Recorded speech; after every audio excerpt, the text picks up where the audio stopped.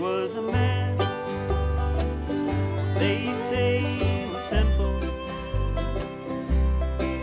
He took less than a day at a time.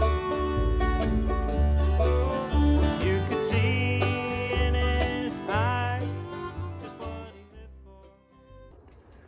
Mutual of Omaha's people you can count on when the going's tough.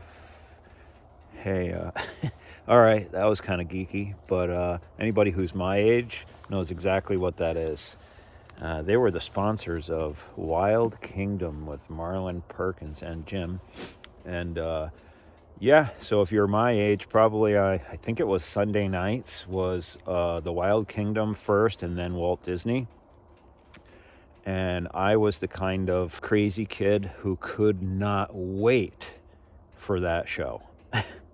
And now, guess what? The Wild Kingdom's right in my backyard. I just tried to I videoed myself coming in on this trail because every day that I come in on this road, there's these little birds that, I guess they're feeding. They're sleeping maybe in the bushes right on the side of the trail. And they fly with me every morning. They fly right next to me and then in front of me, and they're just like whoop, whoop, whoop, and they fly until I get to this last corner where I just turned here. And I tried to get them on the camera this morning, but I don't think I did. Maybe right at the end, see if I can slow the clip down and point one out, but they're my friends. Yeah, I see red-tailed hawks almost every day. Once in a while I see bald eagles because they're scavengers, and we're right on the Hudson River here in New York, and they primarily hang around the river where they can get fish, but they're also flying off the river to these farmlands looking for carrion, anything that they can scavenge. It's just amazing out here. It's a wild world outside, no matter where you are. Let's go, birdies. Come on, let's go. There's the birdies.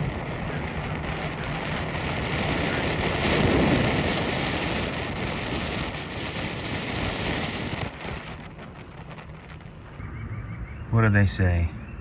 Red sky in the morning, trappers take warning? Nah, it's gonna be a beautiful day.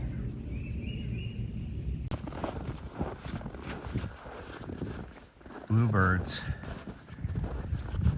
Bluebirds near my blue marking tapes. Oh man, isn't that amazing? Look at the color in those guys. People think the bluebirds go south, but they don't. Good morning, Trapper Dan here out on the Trapline. It's January 19th and it's about 15 degrees this morning. Hoo-wee, cold. But you know what? I'll take every bit of it. I know what it's like to be laid up and not be able to do this. So I am blessed to be out here and experiencing the wilderness and nature every day, and it makes me feel alive. So here's the thing. You might say, what's the plan, Trapper Dan? Well, the plan is that we are going to predator trap for a little under 3 more weeks. So we have until February 15th. Where the rubber meets the trail, the tire set.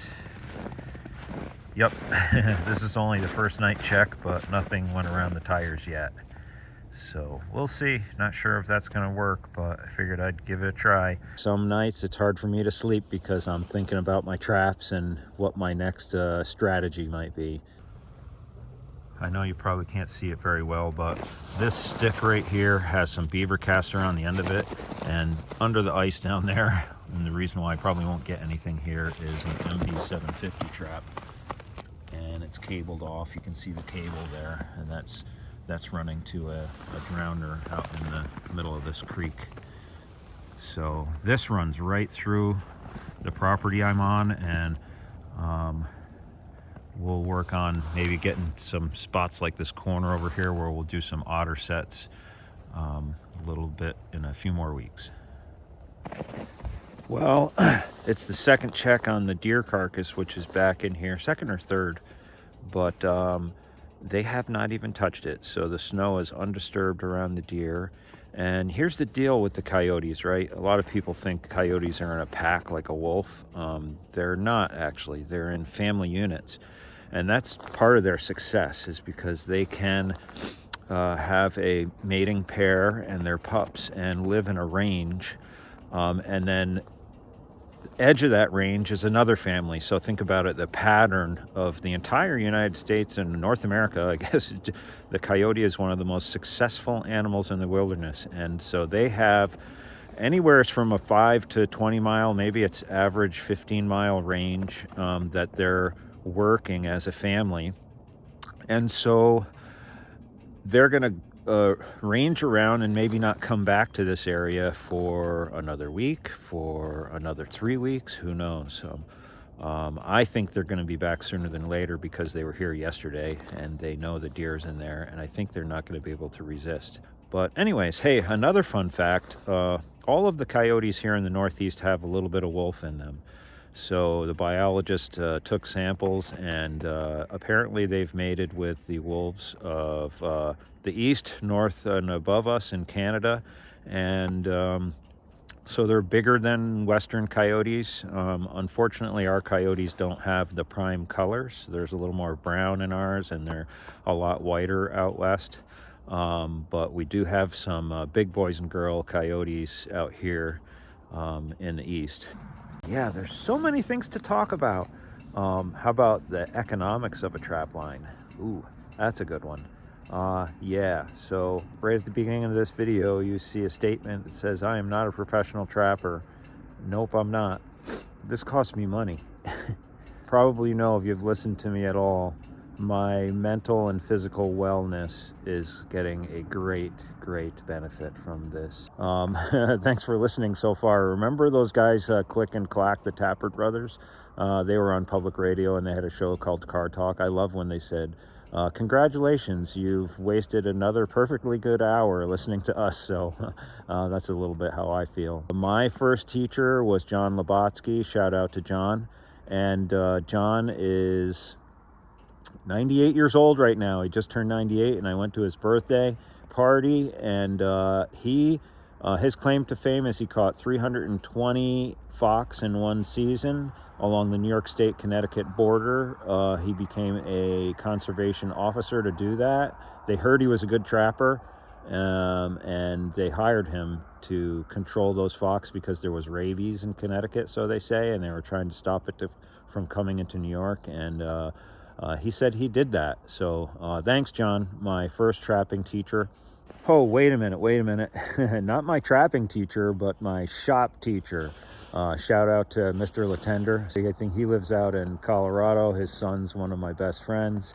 And shout out to Steve. Yeah, check this out, Mr. Latender. I still have it. My step stool that I made in shop class in the 70s, I guess. That was 7th grade. And yeah, this is a shout out because Mr. Latender is, I guess, one of my fans out there watching Trapper Dan on the trap line. So be safe up there on the mountain in Colorado.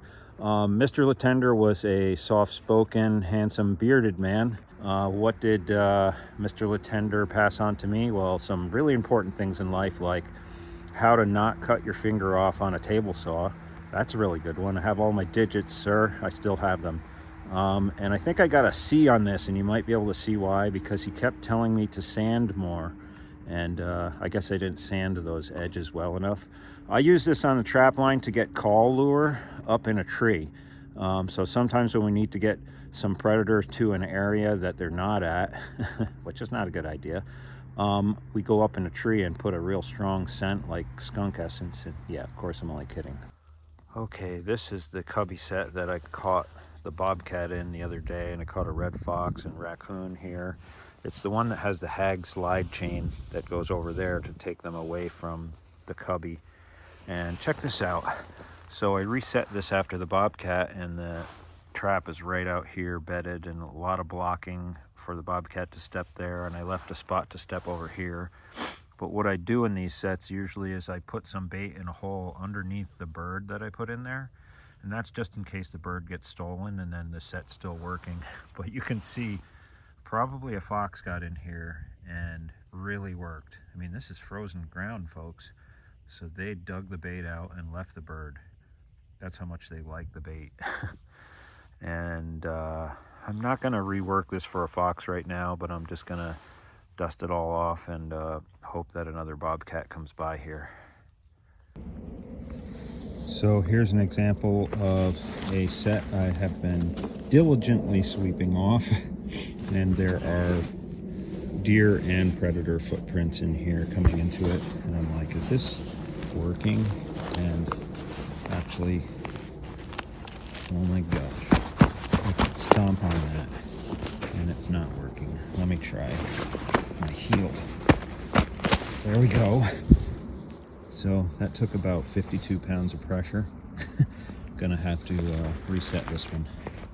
Okay, here's the remake on that.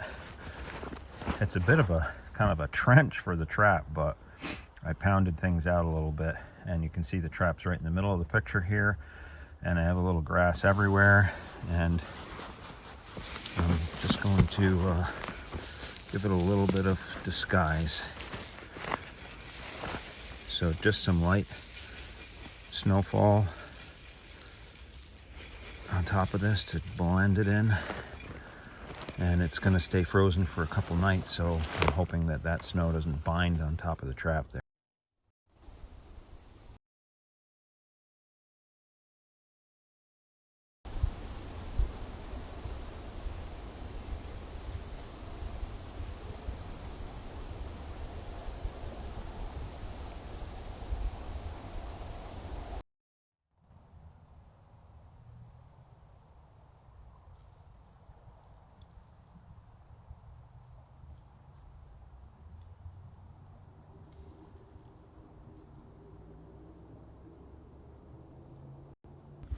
Okay, the trail camera's right over there. That caught that bobcat walking through. My groundhog hole is right down there that he just looked at. There's the example of the cat just sort of walking by. So what I've done is a walkthrough set right here. This is heavy, but that's okay for bobcats, meaning, you know, there's a lot of logs here. But I have my trap bedded right in there with some wax dirt, and I've guided him to step over some logs, and I'm going to hide this right now with some snow. Okay, here's the set with a little more snow on it, and the trap pan is right in here.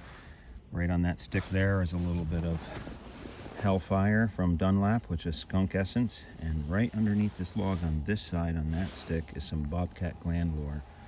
So let's hope he comes back down this trail, steps over and into that, and probably gonna slow down to get those good smells. So I'm gonna sweep this all out and snow the trail in as I walk backwards.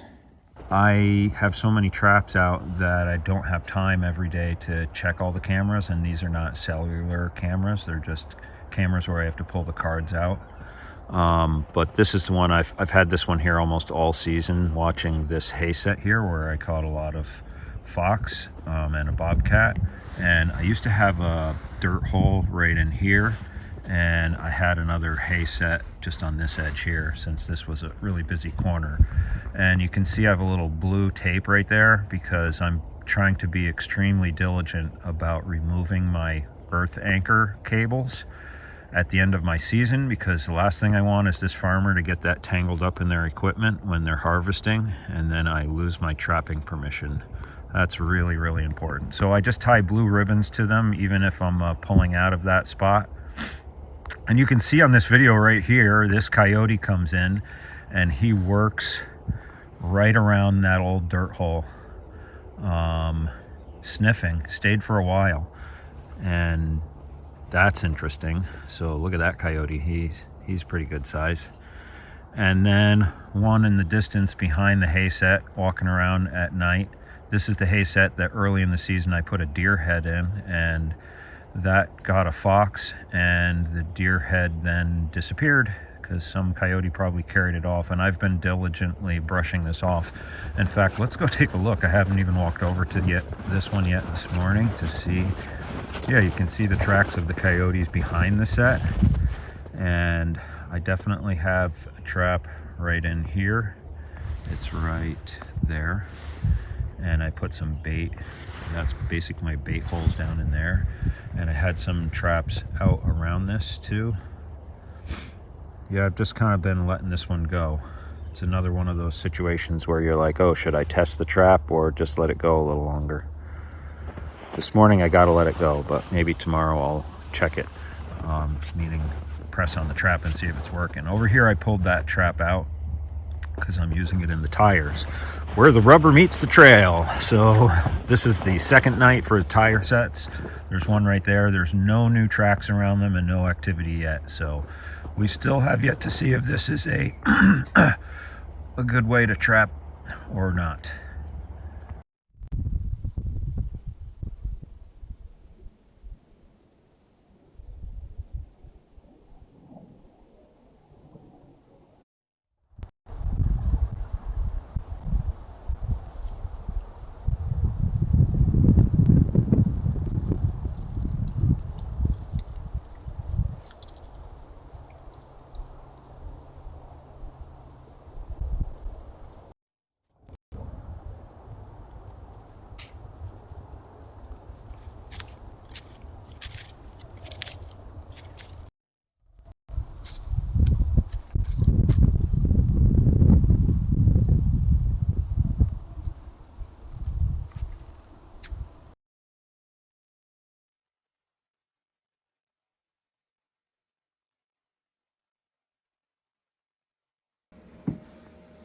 So these are the furs that I have put up so far. And this is what I told you in a previous part of either this video or another one, that I was not going to go over so much as a lesson or anything. I'm not qualified. I'm doing the best I can. And in fact, I haven't learned anything about fur handling from anyone else except YouTube. So my trapping teacher did show me how to skin the first fox. But nothing about scraping first. But these are all case skinned. So we skin, like for example, here's a raccoon. That's a really nice one. This is one of my, I think he was like 16 or 18 pounds. That's pretty big. And so this is the skin with no carcass inside, and it's frozen right now. I'm going to try to thaw it out for the youth members. But we go ahead and we put this onto this this beam here, and this is for fleshing, getting the meat and the fat off of the hide side of the fur using a fleshing knife. So basically I stand up here, I have a rubber apron I put on, I press the fur against me and I hold it there, and then use this beam to get the flat surface to scrape the fat and the muscle and any tissue that would rot that we want off of the furs. And here's a fox that's on a board. So after you scrape them, you're either going to put them on a wire stretcher. These are what I'm using right now for raccoon. And this is a fox on a stretcher. As you can see, you know, I'm no pro. I messed up on this fox's face when I skinned him. Not that that's used for anything, but, you know, it's professional fur handling is getting better and better at those things. But hey, I'm doing the best I can on my own here, and soon I would like to take a fur handling class. This is a belly board, so it's already falling out, but you put this in here all the way up through so it keeps space so that the hide inside dries. And yeah, I'm only using wire stretchers for raccoons, and then I'm using boards for bobcat and fox. And as you know, I'm still trying to get a coyote, but that's my coyote board, which has it actually spreads out to the size of the fur. So raccoons are put up with hide on the outside, and this is an inspection window for checking the fur for the fur buyer. I think I did those right. I'm still checking to see if maybe I have to make my inspection window a little bit bigger, but and then on my fox, you can see on this one I pinned the ears up so that when it's dried the ears are up, but on this one I didn't because I still don't quite know. And I think that I probably didn't have these on the boards long enough, because when I hung them up to dry, they kind of changed shape. But again, I don't really know. These are my bobcats. These are the females that I got. And yeah, I did the best I could. I actually did a pretty good job on the heads of these ones. I didn't mess up. This is a real nice fox here. Very fluffy guy. And I'm saving this fox to sell to taxidermy. Also a really nice prime fur fox. A lot of beautiful colors with the blacks and reds and whites. And then I have a light right here, so you can, have direct light on your skinning of your animal. And I usually move the fleshing beam over there under the light when I'm fleshing. So that's a little tour. Again, I'm a hobby trapper. I'm just doing the best I can. And I hope every year I get better and better at putting up fur. Morning, Trapper Dan here. I think I have the flu.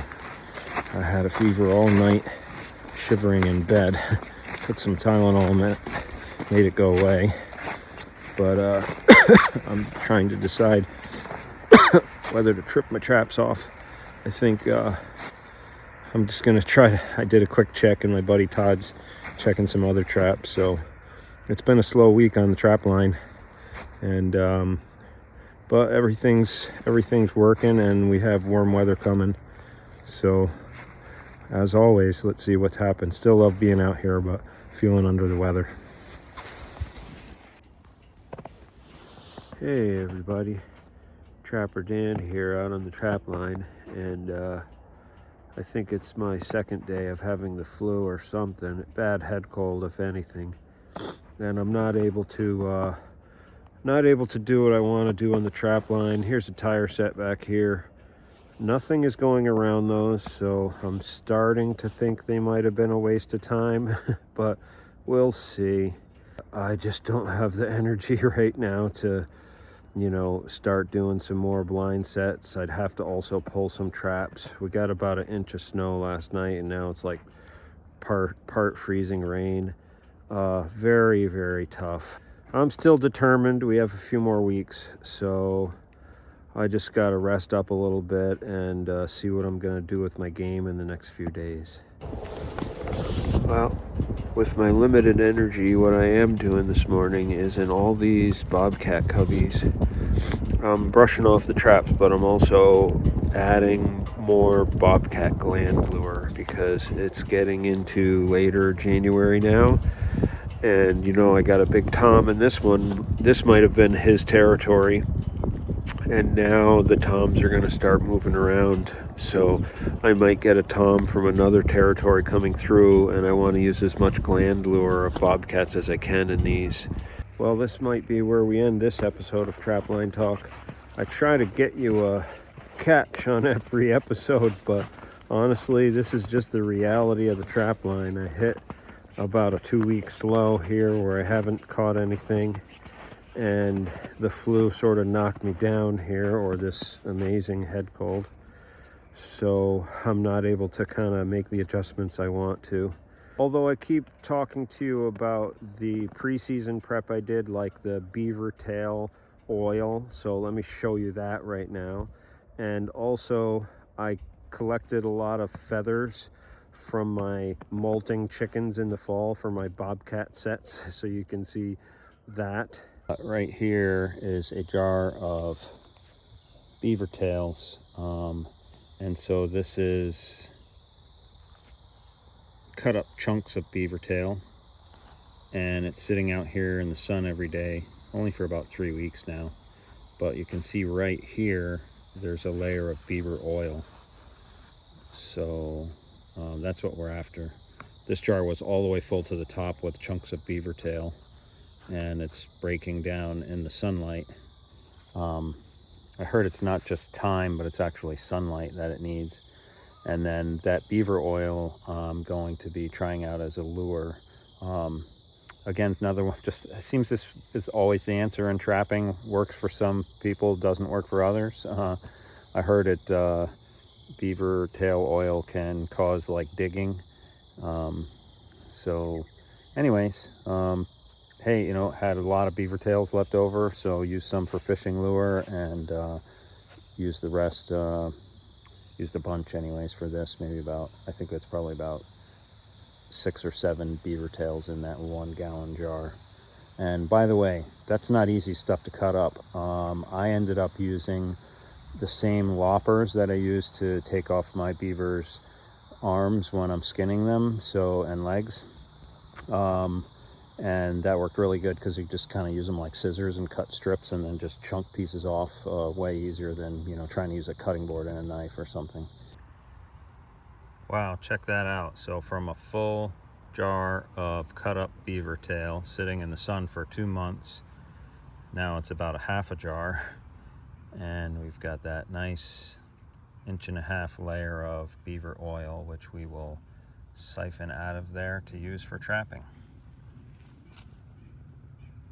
What's going on is the chickens are now molting, which is giving me a bunch of feathers. So let's see if I can flip the camera around. Yeah, so this is where the chicken tractor just was, and I'm just getting tons of feathers. And guess what we're going to use those for? Bobcat sets. Watch for the next Trapline Talk episode when Trapper Dan's feeling better. And remember, trappers snore, and I'm snoring a lot right now. Sustainable, natural, organic, renewable resource.